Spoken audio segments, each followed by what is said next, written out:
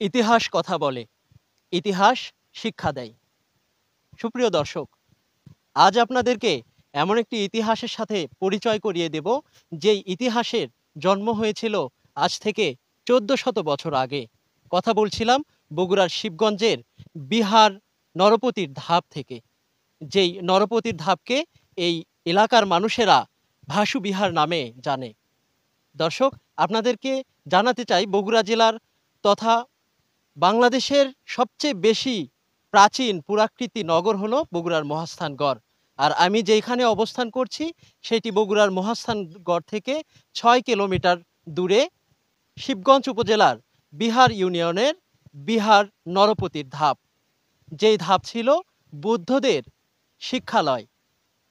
১৯৭৩ থেকে ৭৪ সাল পর্যন্ত এই জায়গাটিকে খনন করা হয়েছিল এবং খনন করার ফলে এখানে কিন্তু আবিষ্কৃত হয়েছে বর্তমানে যে দৃশ্যটি আপনারা দেখতে পাচ্ছেন, এরকম একটি দৃশ্য।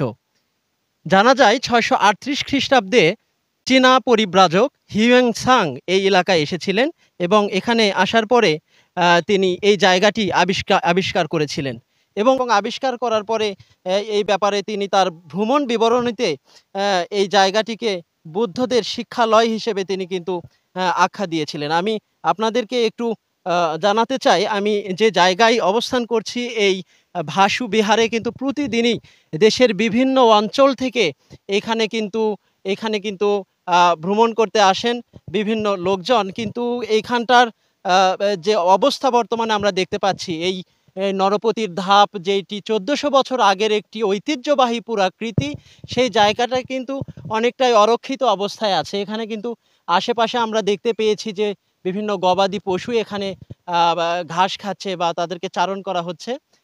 এবং এখানে তেমন কোনো রকমের পয় নিষ্কাশন ব্যবস্থা বলেন, টয়লেটের ব্যবস্থা বলেন, খাবারের ব্যবস্থা বলেন, অথবা এখানে যে দর্শনার্থীরা এসে আবাসনের ব্যবস্থা বা রেস্ট হাউস, এরকম কোনো কিছু আমাদের চোখে পড়েনি।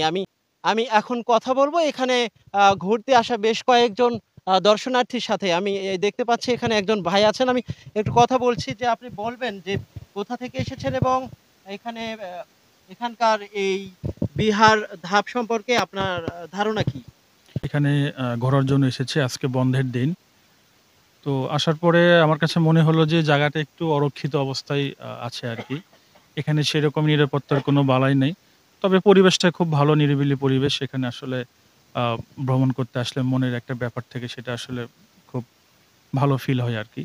আর এখানে যে আসলে আমরা আসি বা এখানে যে পর্যটকরা ঘুরতে আসে, এখানে আসলে আমাদের পয়-নিষ্কাশনের যে ব্যবস্থাটা সেটাও কিন্তু আসলে এখানে নেই। পাশাপাশি যেখানে যে আশেপাশে যে কোনো রেস্টুরেন্ট থাকবে বা কোনো চা স্টল থাকবে যে আমরা একটু নাস্তা পানি করবো, এরকমের কোনো সুযোগও এখানে নেই।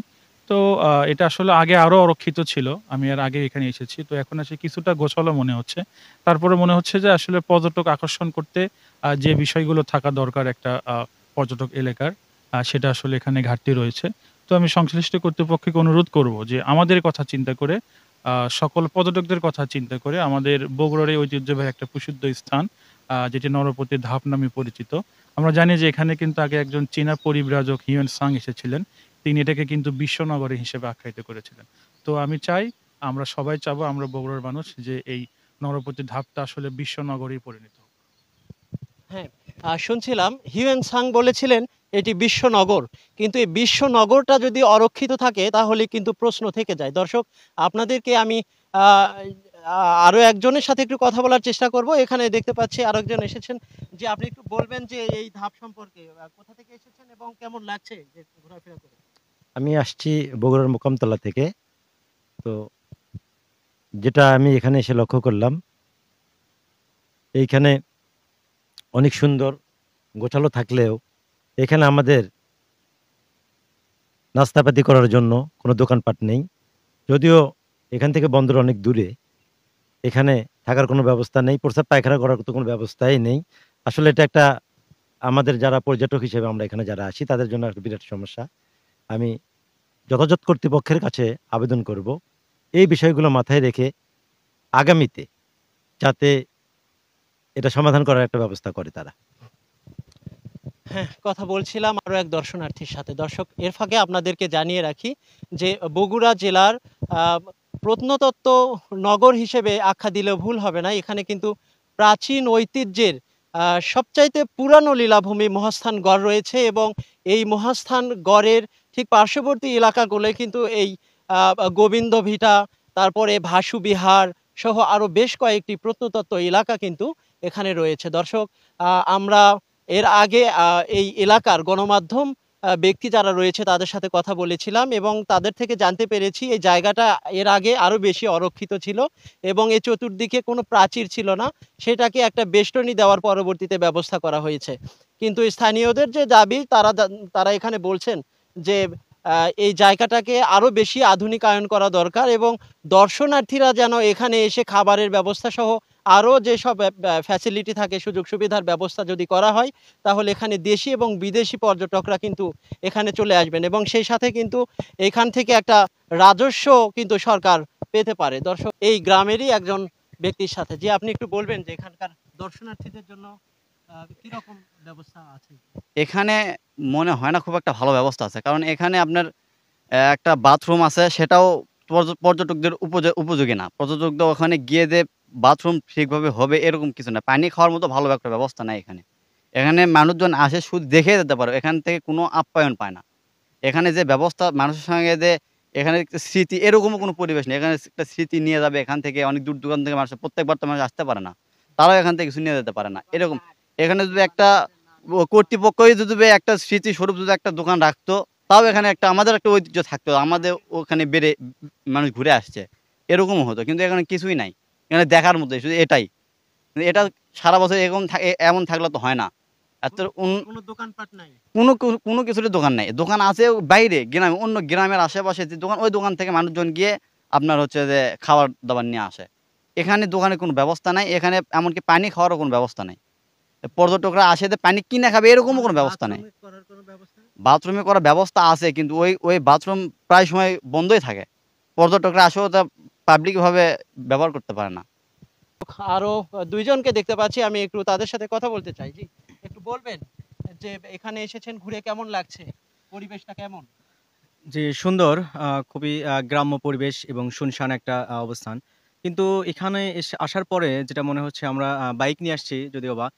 সে বাইকটা নিরাপদ একটা স্থানে আমরা যে সেটাকে পার্কিং করব সেরকম একটা ব্যবস্থা নাই। বা এখানে অনেকেই দেখতে পেলাম যে আ মেয়ে মানুষ আসছে, ফ্যামিলি সহ আসছে। এখানে কারো যদি আ কোনো কিছু প্রয়োজন হয়, সেরকম কোনো ব্যবস্থা নাই। তো আমার মনে হয় যে এখানে সকলের জন্য একটা নিরাপত্তার ব্যবস্থা এবং আরো উন্নত কোনো কিছু করা দরকার। যেহেতু একটা পর্যটন এলাকা, অনেকেই দেখা যায় যে মহাস্থানে ঘুরতে এসে আ ভাসু বিহার কে আসলে এখানে দেখেই যায় আরকি। সেজন্য আমি মনে করি এটা খুবই গুরুত্বপূর্ণ একটা জায়গা। এবং আমি বাহির থেকে শুনছি যে আসলে এখানে আ অনেক সুন্দর এবং একটা নাম আছে, এই বিহারের একটা নাম আছে। সেই নাম শুনেই আমার আসা। কিন্তু আসার পরে দেখি আজকে এরকম একটা অরক্ষিত একটা অবস্থা। দর্শক, শুনছিলাম এখানকার দর্শনার্থীদের মনের কথাগুলো। আমি এর ফাঁকে ইতিহাসের কিছু নিদর্শন আমি আপনাদেরকে এই ক্যামেরার চোখে দেখাতে চাই। আমার পাশে যে খোপ খোপ করা এই জায়গাগুলো আপনারা দেখতে পাচ্ছেন, এই জায়গাগুলোই কিন্তু মূলত ছিল একেকটি এই শিক্ষা প্রতিষ্ঠানের একেকটি কক্ষ। যেই কক্ষগুলোতে কিন্তু পড়াশোনা করা হতো এবং বৌদ্ধ বিহারের যে সেই শিক্ষা প্রতিষ্ঠানের এই কক্ষগুলো ছিল, এগুলোতে কিন্তু মানুষ পড়াশোনা করতো সেই সময়ের মানুষেরা। এখানকার প্রত্যেকটি মাটি বালিকণা কিন্তু সেই সময়ের সাক্ষ্য বহন করছে। আপনাদেরকে ক্যামেরার চোখে একটু দেখাই। এই বৌদ্ধ বিহারের ঠিক ডান পার্শ্বে একটি এই এই বিদ্যালয়ের একটি অংশ আমরা দেখতে পাচ্ছি এবং এই সেই অংশটুকুর ঠিক সামনের দিকে আরও একটি আমরা এই বিদ্যালয়ের অংশ দেখতে পাচ্ছি। আমি এই সম্পর্কে একটু কথা বলবো। এখানে আরো একজনকে দেখতে পাচ্ছি যিনি এখানে ঘুরতে এসেছেন। যে একটু বলবেন যে কেমন দেখছেন এই নরপতির ধাপ? ধন্যবাদ আপনাকে। আ মহাস্থানের এই জায়গাটি, বিহার ধাপ, এটা নিঃসন্দেহে একটি সুন্দর জায়গা, নিরিবিলি জায়গা। এখানে আসছি, অনেক সুন্দর লাগছে এবং পরিবার নিয়ে আসার মতো একটি জায়গা এবং এটা অত্যন্ত গুরুত্বপূর্ণ একটা জায়গা। কেননা মাঝে, মাঝে আমাদের ঐতিহ্যবাহী জায়গা হওয়ার কারণে এখানে মাঝে, মাঝে বিদেশ থেকে অনেক ধরনের গবেষকরা আসেন, প্রত্নতত্ত্ববিদরা আসেন। এসে বিভিন্ন ধরনের ইতিহাস উদ্ঘাটনের চেষ্টা করেন। আমরা জানি যে কিছুদিন আগেও ফ্রান্স থেকে একটি টিম এসেছিল আমাদের এই মহাস্থানের বিভিন্ন ইতিহাস উদ্ঘাটনের জন্য, কাজ করার জন্য। তারা বিভিন্ন ধরনের তৌজসপত্র সহ পানির কূপ এখানে পেয়েছিল। তবে নিঃসন্দেহে এটি একটি আপনার নিদর্শনমূলক একটি জায়গা। এখানে এসে ভালো লাগছে। হ্যাঁ, শুনছিলাম এখানকার এই প্রাচীন লীলাভূমির সৌন্দর্যের কথা। এবং এখানকার স্থানীয়রাও কিন্তু এই জায়গাটি সম্পর্কে খুব ভালো জানেন। আমি একটু কথা বলবো এখানকার একজনের সাথে। জি, আপনার সাথে কথা বলতে চাই। জি, আপনি কি একটু বলবেন যে এখানটার সম্পর্কে কি জানেন? এই জায়গাটার ইতিহাস সম্পর্কে কতদূর জানা আছে?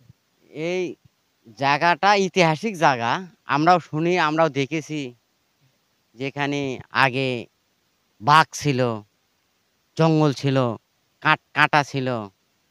এখানে পরে আবাদ হচ্ছে আশেপাশে প্রায় ৬০-৭০ বিঘা মাটি আবাদ আছে।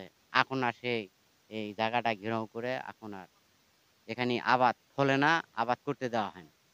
তো জনগণ আসে আমরা এলাকায় আমরা তারক দেখি তারা বেশ সুন্দরভাবে পরিচালনা বেড়ে করে পুলিশ ভাইয়েরা আসে, এরাও সপ্তাহে কি মাসে দিন আসে, তারাও করে কতবার যায়। আসে মাসে? মাসে ২-৩ বার আসে, হয়তো কোন এমন দিন আসে সন্ধ্যার সময়, এমন দিন আসে রাতের ৮টায়, কিংবা হয়তো বৈকাল ৩টায় এরকম আসে। কেমন আর কি। দর্শনার্থী দেখেন? দর্শন সব দিনে হয় না, এই যে বৃহস্পতিবারে কিংবা শুক্রবারেই বেশি হয়। শুক্রবারে প্রায় ২০০-২৫০ লোক আসে বাইরে থেকে, তারা আসে অন্য বের। দিনগুলোতে কেমন? অন্য দিন কম হয়। কেমন অন্য আনুমানিক? আনুমানিক এই ৫০, ৬০, ৭০ জন এরকম লোকজন আসে তারাই বেড়ে করে এখানে এসব কি তাদের জন্য কোনো রকমের সুযোগ সুবিধার কোনো ব্যবস্থা আছে? সুযোগ সুবিধে নাই। আবার এই যে বৃষ্টি আলে পরে তার তো লুকানোর কোনো ব্যবস্থা নাই। তারে গাওটাও ভিজে যায়, তারা কোনো আশ্রয় পায় না। তারা যেভাবে আসে ভিজে এক জায়গায় গাছতলায় কিংবা রাস্তায় গ্রামের মধ্যে দৌড়ে যায়, তারা আশ্রয় নেয়। হ্যাঁ, শুনছিলাম এখানকার অবস্থার কথা। আমি কথা বলেছিলাম এই প্রত্নতত্ত্ব এলাকার দায়িত্বপ্রাপ্ত কর্মকর্তা কাস্টোডিয়ান রাজিয়া সুলতানার সাথে। তিনি আমাকে জানিয়েছেন যে এই এলাকার উন্নয়নের জন্য যে পরিকল্পনাগুলো দরকার সেগুলো সম্পর্কে তাকে এখনো কোনো কিছুই জানানো হয়নি। এই ব্যাপারে তিনি কিছু বলতে পারেননি এবং আমি তাকে নিরাপত্তাজনিত যে ব্যবস্থা রয়েছে সেই সংক্রান্ত জিজ্ঞাসা করেছিলাম যে এখানকার দর্শনার্থীদের নিরাপত্তার জন্য কি ব্যবস্থা রেখেছেন। তখন তিনি আমাকে জানিয়েছেন যে এই ব্যাপারে তিনি এই মুহূর্তে বক্তব্য দিতে পারবেন না। তার সাথে সরাসরি কথা বলতে হবে। দর্শক, এই ছিল আমার কাছে বগুড়ার শিবগঞ্জের ভাসু বিহার থেকে সর্বশেষ।